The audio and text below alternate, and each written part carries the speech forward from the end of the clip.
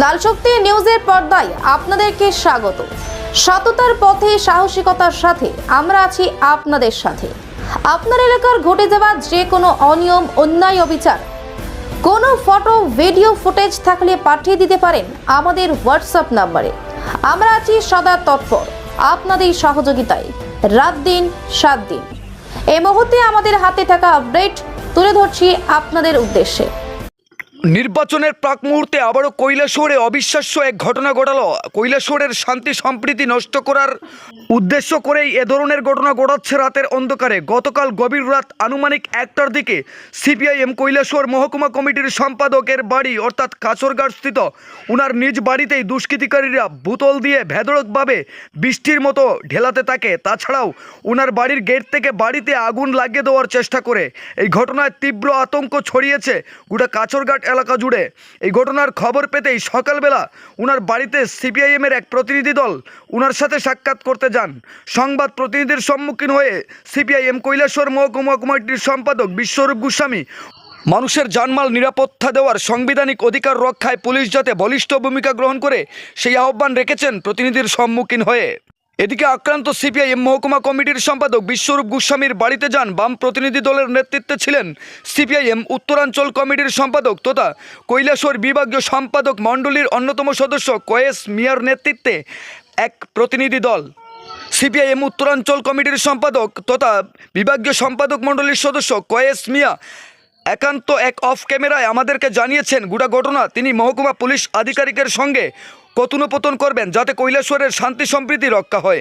এদিকে আমাদের অভিমত কৈলাসহর মহকুমা পুলিশ আধিকারিক এবং ঊনকোটি পুলিশ সুপারের নেতৃত্বে আসন্ন লোকসভা নির্বাচনকে কেন্দ্র করে যাতে কোনো অপ্রীতিকর ঘটনা না ঘটে তার জন্য পুলিশ একাধিক কর্মসূচি হাতে নিতে দেখা গিয়েছে।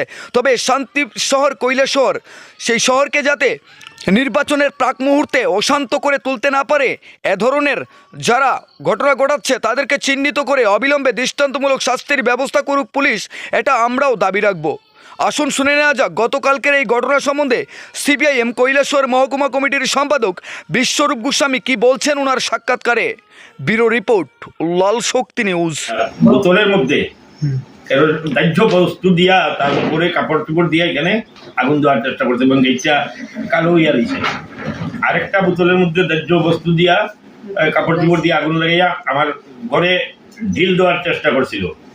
তো বোতলটা ভাঙিয়ে কাঠের টুকরা সারা উঠানে এখনো ছড়ানো আছে, সামনে উঠানে আপনারা দেখতে পারবেন এগুলি আছে। আর ওই কাপড়টা আমার ওই ওয়ালের এখানে কার্নিশের এখানে লাগানো আসতো। সকালবেলা আমি এইগুলি দেখার পর পুলিশকে জানাইছি, পুলিশ আইছে।